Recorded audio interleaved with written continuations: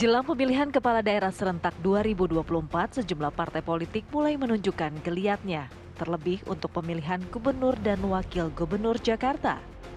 Partai Golkar siap memberikan tiket kepada putra bungsu Presiden Joko Widodo, Kaisang Pangarep, untuk ikut kontestasi di Pilkada Jakarta 2024. Hal ini disampaikan Ketua Umum Partai Golkar Erlangga Hartarto saat menerima kunjungan Ketua Umum PSI Kaisang Pangarep di kantor Dewan Pimpinan Golkar di Jakarta Barat Kamis lalu. Tak hanya itu, Golkar pun menyiapkan Yusuf Hamka menjadi calon wakil Kaisang Pangarep jika berminat maju di pemilihan gubernur atau Pilgub Jakarta 2024. Meski kurang 2 bulan waktu pendaftaran Pilkada 2024, proses penetapan calon yang diusung semakin dinamis, masing-masing partai tentu ingin menyodorkan jagoannya untuk maju di Pilkada 2024. Lantas jika Kaisang bersedia dipasangkan dengan Yusuf Hamka di Pilgub Jakarta, apakah ini sebagai bentuk bargaining bagi Ridwan Kamil di Jawa Barat? Lalu bagaimana hitung-hitung politik di Pilgub Jakarta? Tim TV One mengabarkan.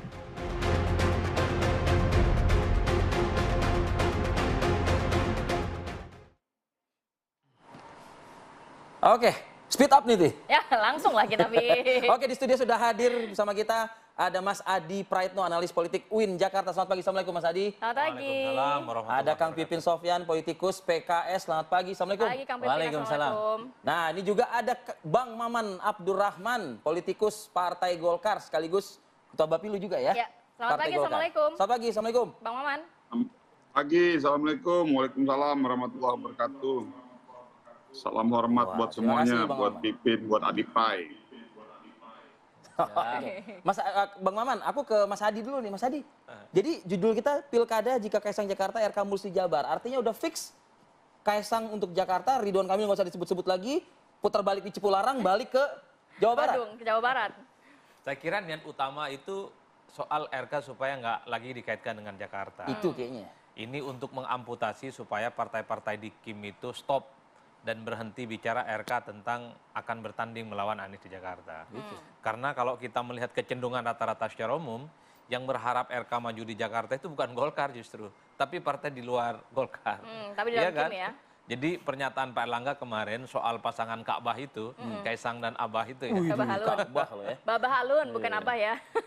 Itu tentu mengamputasi spekulasi tentang Ridwan Kamil. Karena saya kira Golkar cukup rasional, Oke. yang saya kira pendekatannya cukup saintifik bahwa RK itu jauh lebih memungkinkan, menang jauh potensinya lebih besar itu di Jawa Barat ketimbang di Tapi kan Jakarta. Kaisang kan nyotuk juga tuh.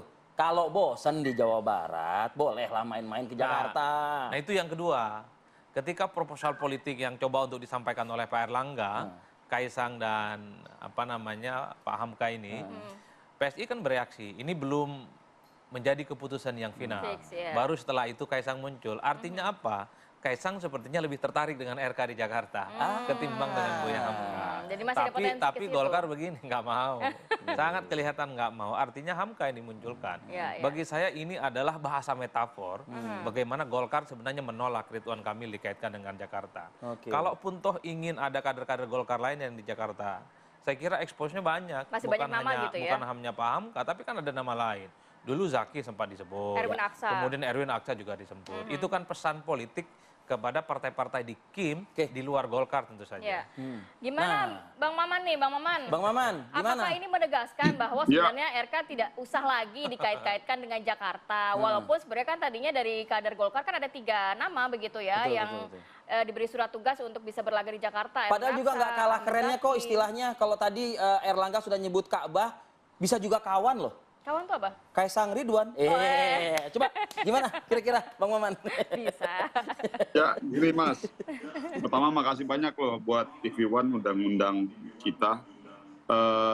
Saya harus sampaikan dua hal ya sebetulnya. Dan ini sudah menjadi rumus common practice kita dalam proses perhelatan pilkada maupun pileg, pilpres dan lain sebagainya.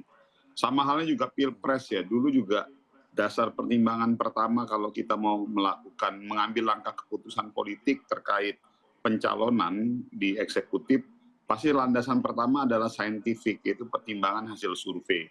Namun yang harus dipahami dalam konteks pilkada kali ini oleh teman-teman semua dan juga seluruh masyarakat dan publik, bahwa ada kesepemahaman dan kesepakatan di antara Ketua Umum Koalisi Indonesia Maju, yaitu Partai Demokrat, Partai PAN, Partai Gerindra, Partai Golkar, PSI, dan partai-partai pendukung Pak Prabowo, untuk coba melanjutkan koalisi dari tingkat nasional turun ke tingkat provinsi dan tingkat daerah kabupaten. Nah, ini yang harus dipahami. Kenapa semangat itu kita dorong? Karena ada keinginan agar proses konsolidasi politik dan implementasi program-program dari tingkat pusat, tingkat provinsi dan daerah itu berjalan secara optimal. Itu semangatnya. Jadi artinya memang ada sedikit perbedaan nih dari pilkada-pilkada sebelumnya. Jadi ada kesepemahaman politik tingkat nasional yang ingin dibangun oleh partai koalisi. Tapi tanpa mengesampingkan juga untuk mengajak partai-partai di luar koalisi, yang tentunya sekarang sedang terjadi proses komunikasi politik. Nah, dua situasi ini yang tentunya harus dilihat bahwa proses pengambilan keputusan tidak bisa gegabah begitu saja. Saya ingin sampaikan bahwa munculnya nama Mas Kaisang dan Baba Alun atau Yusuf Hamka itu sebetulnya dalam rangka untuk melempar tes water ke publik. Sambil juga kita melihat tren dari Mas Ridwan Kamil, apakah tren di Jakarta ini meningkat atau tren di Jawa Barat meningkat atau menurun. Nah, ini harus dilihat, Mbak, karena begini. Proses pengambilan keputusan untuk dua daerah ini terkait Jakarta, Jawa Barat, dan daerah lainnya di Jawa, Banten, Jawa Tengah, dan Jawa Timur tentunya nggak bisa gegabah begitu saja. Sebagai contoh, kita sudah ambil keputusan dan ada kesepakaman di Jawa Timur. Di Jawa Tengah juga sekarang lagi dalam proses, kalau istilah kita lagi mau melihat respon publik, kan masih ada waktu 1 bulan ya.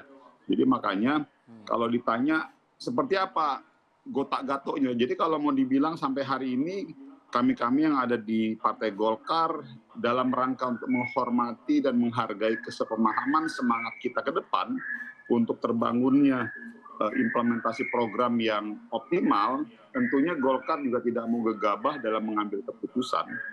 Gitu. Jadi kita akan melihat tren survei, tren respon publik terhadap pasangan-pasangan yang mau kita dorong. Oke, Bang Maman. Tes the water, cek ombak, Kang Pipin. Aman mau dicek sama Ka'bah katanya begitu. Gimana Kang Pipin? Yang pertama kami tentu menghormati itu ya, bahwa dan kami bersyukur kalau memang ada pasangan yang siap untuk bertanding kan. Artinya apa? Demokrasi kita sehat. Yang kita khawatirkan kan di setiap pilkada itu ketika calon yang kuat melawan kota kosong. Itu sebetulnya di berbagai daerah, dan seharusnya memang kita sebagai partai politik bertanggung jawab bahwa proses demokrasi itu berjalan dengan sehat. Nah, bagi kami setiap partai politik akan melihat di mana titik awalnya, berapa persen. Jadi misalnya aman, kira-kira di survei kira-kira berapa nanti. Kalau tadi misalnya, kalau betul misalnya Golkar mengusung Kaisang sama Yusuf Hamka, kira-kira berapa titik nolnya, titik awalnya. Dari situ nanti akan kita hitung berapa waktu yang kita miliki. Ikhtiar seberapa besar yang harus kita keluarkan. Logistik, kemudian strategi pemenangan dan sebagainya. Karena bagi kita, setiap partai politik tentu kita akan berhitung menang kalahnya potensinya ke depan, karena tentu kita maju untuk menang bukan untuk kalah. Nah, yang kedua bagi kami ya, bagi PKS, yang terpenting adalah ketika kita bertarung dimanapun di pilkada, pilpres sudah mengambil, pilpres dan pemilu kemarin memberikan pelajaran bagi kita. Yang dibutuhkan oleh kita adalah lapangan yang datar. Yang dibutuhkan oleh kita adalah tidak boleh ke depan siapapun silahkan. Siapapun partai politik, diusung oleh siapapun, di belakangnya ada siapapun. Yang penting tidak boleh ada politisasi bansos, tidak boleh ada politisasi aparat. Berikan keleluasaan bagi warga Jakarta untuk memilih. Dan bagi kita, yang penting adalah rakyat Jakarta punya hak untuk mendapatkan pemimpin, gubernur dan wakil gubernur yang terbaik.